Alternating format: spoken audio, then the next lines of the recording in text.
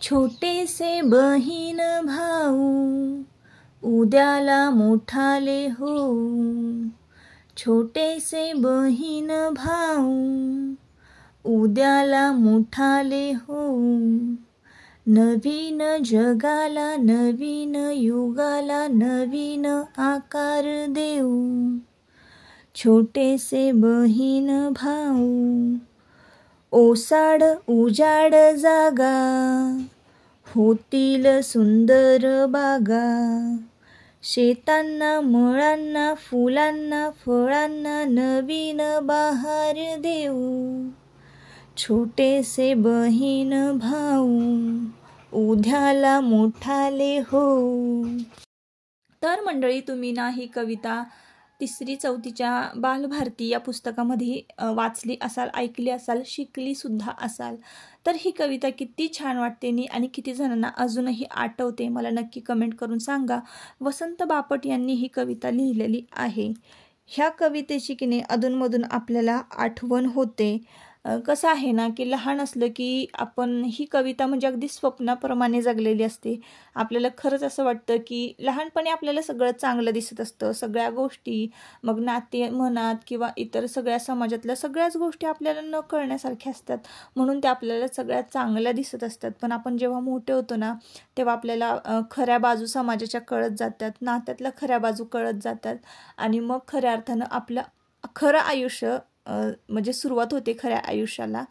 तर जसं की लहानपणी की नाही लहानपणच असावं असं वाटतं की काहीच कशाचंच टेन्शन नाही आणि कुठल्या सणावाराचं टेन्शन नाही, कुठल्या नात्याचं टेन्शन नाही, काही कमवण्याचं टेन्शन नाही, काही गमवण्याचं टेन्शन नाही, असं असतं ना. आणि हे मोठं झालं की नाही की आपल्याला प्रत्येक नात्याचं टेन्शन येत असतं, नातं निभवताना टेन्शन येत असतं. परत कुठल्या डिसिजन्स कुठले घेतले पाहिजे, कुठल्या गोष्टी केल्या पाहिजे नाही केल्या पाहिजे, हे सगळं असतं एकंदरीत. तर असो, आता नातं म्हटलं, काम म्हटलं, आपण मोठे झालो की जबाबदाऱ्या म्हटलं की ह्या सगळ्या गोष्टी येणारच. पण आजही ही कविता ऐकली ना किंवा वाचली की असं वाटतं खरंच आपण त्या बालपणात गेलेलो आहोत, जिथं आपल्याला सगळं चांगलं चांगलं सुंदर सुंदर दिसायचं. तर म्हटलं चला त्याच कवितेची तुम्हाला आठवण करून द्यावी की तुम्ही सुद्धा ही कविता वाचलेत का, तुम्हाला सुद्धा आवडायची का, आणि तुम्हाला सुद्धा ही कविता वाचल्यानंतर असं वाटायचं का या जगामध्ये सगळं चांगलं चांगलं आहे. तर मला असं वाटायचं बरं का, म्हणूनच मी तुमच्याबरोबर आज ही कविता शेअर केली. तर असो, आम्ही सातारला गेलो होतो आणि सातारला की नाही काय काय खरेदी केली हे मी तुमच्याबरोबर शेअर केलं नव्हतं. तर ना ही आमच्या ननंदबाईंना साडी घेतलेली आहे. हीच साडी की नाही तुमच्या दादांनी चॉईस केलेली आहे. म्हणजे की बघा, माझ्याकडे पण एक मोती कलरची साडी आहे, पण त्यापेक्षाही सुंदर ही साडी म्हणजे इतकी छान होती ना, एकदम सिल्कमध्ये होती, चापून बसणारी. आणि तिचे काठ तुम्ही पाहिले असाल तर वरच्या बाजूने ना असा छोटासा काठ होता आणि खालच्या बाजूने की नाही मोठमोठे काठ होते त्याला, आणि काठ पण इतके बारीक डिझाईन केलेले होते आणि मध्येच ना वेगळ्याच फुलांची डिझाईन होती. खूपच छान म्हणजे ही साडी होती बरं का. आणि ही साडी ना तुम्ही सकाळी घाला, डे नाईट कुठल्याही कार्यक्रमाला, म्हणजे कुठल्याही वेळचा कार्यक्रम जर असेल ना, सकाळचा असू द्या किंवा रात्रीचा, ही साडी उठूनच दिसते, तुम्ही कधीही घाला. आणि या साडीवर ना कॉन्ट्रास्टमध्ये तुम्ही dark yellow, dark blue colour किंवा चॉकलेटी कलर असा आणि बॉटल ग्रीन कलर असे ब्लाऊज जर तुम्ही वेअर केले ना तर एकदम मस्त दिसतात. तर मी बघा एक चॉकलेटी कलरचा ब्लाऊज अशा मोती कलरच्या साडीवर वेअर केला होता नवरात्रीमध्ये, खूप सुंदर दिसत होता. तर वेल्वेटचे स्लीवलेस म्हणा किंवा एल्बो लेंथपर्यंतचे ब्लाऊज परफेक्ट फिटिंगमध्ये असलेले घालायचे, अशा साड्यांवर एक नंबर दिसतात. आणि ह्या साडीचा लुक जो आहे तो एकदम रिच दिसतो बरं का. तर असो, तर ही साडी बघा घेतलेली आहे ताईंसाठी भाऊबीज गिफ्ट. आणि सुरुवातीला मी एक छोटीशी कविता बोलली. तुमचं काय मत आहे या कवितेबद्दल, किंवा तुम्हाला काय वाटतं, किंवा तुम्ही काय अनुभवलेलं आहे हे मला नक्की कमेंट करून सांगा. तुम्हाला आवडते का ही कविता? मला तर लहानपणी ही कविता खूप आवडायची आणि आम्ही तिघही भावंड मिळून बसायचो आणि बोलायचो बरं का, ही कविता म्हणायचो मोठमोठ्याने घरामध्ये. तर असो, आज भाऊबीज आहे म्हणून मी तुम्हाला ही कविता ऐकवली. आणि मग त्यानंतर बघा, हा एक ड्रेस आहे, तर हा सायलूला घेतलेला आहे, म्हणजे आमच्या ननंदबाईंच्या मुलीला सायलीला घेतलेला आहे. तर दीदीला घेतला ना भाऊबीजची भेट. तर ही पण चॉईस ना तिच्या मामाची आहे. म्हणजे ते कपडे घेताना मला पण त्यांच्या चॉईसचे घेतात आणि यांना पण म्हणजे त्यांचीच चॉईस असते. तुमच्या दादांचीच सगळ्या घरातल्यांना ना कपडे घेताना फक्त तुमचे दादाच चॉईस करत असतात. आपली चॉईस काही तिथं चालत नाही किंवा आपलं म्हणणं काही चालत नसतं. तर हा पिंक कलरचा आणि कसा आहे सिल्वर वर्क असल्यामुळं नाईटमध्ये तो म्हणजे नाईटला ना तो ड्रेस असा उठून दिसणार आहे दिवाळीला. नाईट फंक्शनमध्ये म्हणा किंवा बड्डेला पार्टीला हे घातले तर छान दिसतात हे ड्रेस. असो इकडे बघा दिवाबत्ती झालेली आहे आणि तुम्हाला स्टीलचे डबे एकावर एक दिसत असतील. तर आज भाऊबीज आहे आणि आज आहे दिवाळीतला शेवटचा दिवस. तर फराळ पण संपत आले. एकावर एक डबे रचून ठेवले होते फराळाचे. कोण कोण दिवाळीमध्ये असं करतं फराळ करून हॉलमध्ये ठेवायचं म्हणजे जे ते आपापलं खाईल हाताने घेऊन. म्हणून मग मी डबे किचनमध्ये आणूनच ठेवले नव्हते, तिथंच ठेवले होते. तर चला आता आज ना मी तुमच्याबरोबर मस्तपैकी कॉर्न असतात का नाही कॉर्न पुलावची रेसिपी शेअर करणार आहे.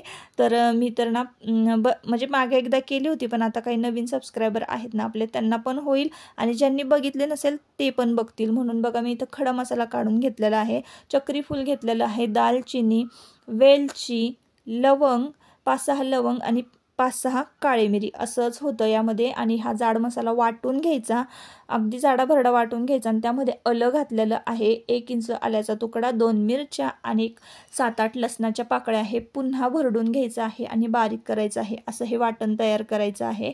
त्यानंतर चकली तळली होती ना त्याच कढईमध्ये मी आज भात घालायचं ठरवलं. तर त्या तेलामध्ये थोडंसं तूप घातलं, उभा चिरलेला कांदा घातला, तेल तापवलं आणि छान कांदा भाजून घेतला. आता यामध्ये ना आपल्याला आपण वाटण केलेलं जे आहे ते घालायचं आहे. लक्षात असू द्या कांदा भाजताना मी काहीही घातलं नाही, हळद घातली नाही, मीठ घातलं नाही, काही नाही. फक्त तेलामध्ये कांदा भाजलाय आणि डायरेक्ट आपण वाटून घेतलेला मसाला घातलाय. आता मीठ घालायचंय. आता ह्या पुलावला की नाही हळद वगैरे काही घालायचं नाही, जिरं बी असं काहीच नाही घालायचं. फक्त मी वाटून घेतलेला मसाला जो आहे तो लक्षात असू द्या की मी काय काय घातलेलं आहे. दालचिनीचे तुकडे घातलेले आहेत, 5-6 लवंगा, 5-6 मिरं, त्यानंतर चक्री फूल 2 घातलेले आहेत आणि दालचिनी जरा भरपूर घेतली होती, एवढं लक्षात असू द्या. हा खडा मसाला घेतला होता, आलं, लसूण आणि मिरची याचं वाटण केलं होतं. एवढंच फक्त ह्या भातासाठी लागतं. त्यानंतर हे कांद्यामध्ये छान भाजून घेतलं, मीठ घातलं. त्यानंतर मी आपले मक्याचे दाणे जे असतात ना ते काढलेले आहेत, आपण मका भाजून खातो तर ते सोलून ठेवले होते ना ते घेतलेले आहेत. ते यामध्ये छान भाजून घ्यायचे आहे आपल्याला. इतका छान मका भाजायचा आहे ना की आपला भात शिजताना मस्तपैकी वास यायला पाहिजे.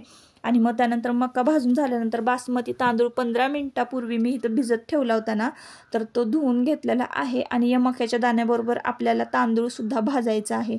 छान म्हणजे खूप नाही भाजायचा पण एक 4-5 मिनटं तरी आपल्याला हे तांदूळ छान परतवून घ्यायचे आहे. तुपामध्ये फोडणी घातलं ना आपण कांदा वगैरे तर त्याच्यामध्ये. आणि हे भाजून झाल्यानंतर लगेच पाणी गरम करायचं आणि आपल्याला या तांदळामध्ये ओतायचं आहे. मस्तपैकी हा भात शिजू द्यायचा. इतका भारी हा मक्याचा पुलाव होतो की नाही, तुम्ही एकदा नक्की करून बघा. झटपट अशी रेसिपी शेअर केली. आता भात इथे शिजायला घातला आणि चला मग म्हटलं आता आपण भाऊबीज सेलिब्रेट करूया. तर ना मी तर काही माझ्या माहेरी गेली नाही आणि ननंदबाईंना पण इकडे यायला काही जमलं नाही. मध्यंतरी सासूबाईंची तब्येत बिघडली होती ना तेव्हा त्याच होत्या हॉस्पिटलमध्ये आठवडाभर राहिला. तर त्यामुळं त्या मग आता यावेळेस काय आल्या नाही. म्हणजे आत्ताच एक आठवडाभरापूर्वीची ही गोष्ट आहे ना, त्याच्यामुळं मग त्यांचं येणं काही माहेरी झालं नाही.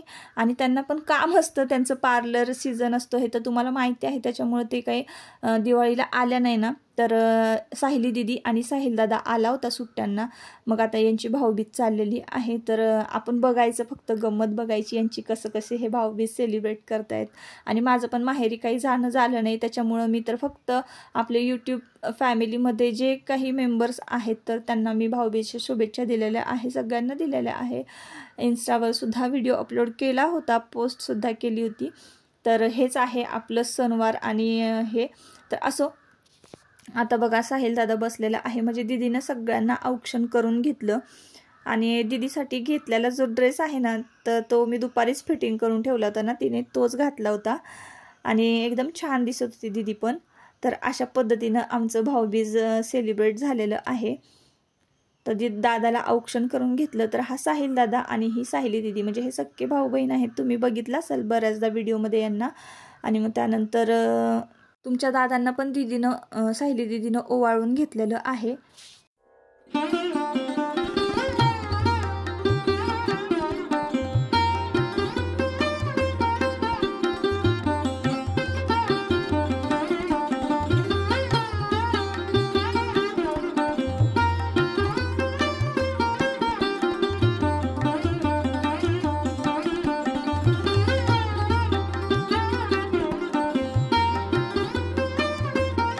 तर आज दिवाळीचा शेवटचा दिवस आणि महत्त्वाचा दिवस. आज भाऊबीज आहे. आज यमद्वितीया सुद्धा आहे. तर थोडक्यात मी तुम्हाला यमद्वितीयेची कहाणी सांगते. सूर्यदेव आणि त्याची पत्नी छाया यांचा पुत्र यमराज, मृत्यूची देवता, आणि कन्या यमुना नदी हे दोघं बहीणभाऊ होते. यमुनेचे लग्न झाल्यानंतर ती सासरी गेली. यमाला आपल्या बहिणीबद्दल खूप प्रेम होते, पण मृत्यूची देवता असल्यामुळे आपले अस्तित्वाची नकारात्मक छाया बहिणीच्या संसारावर पडायला नको या विचाराने तो तिला भेटायला फारसा जात नसे. यमुनेला आपल्या भावाची खूप आठवण येत असे. तिने यमाला घरी येऊन जेवण करण्याची कितीदा तरी विनंती केली, पण यमराज कामाच्या व्यस्ततेमुळे आणि मनातल्या भीतीमुळे विनंती टाळत राहिला.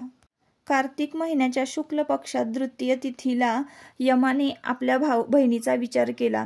यमाला आपल्या बहिणीच्या आग्रहाची आणि प्रेमाची आठवण झाली आणि यमराजांनी बहिणीच्या घरी जाण्याचा निर्णय घेतला. तो दिवस होता भाऊबीजेचा दिवस.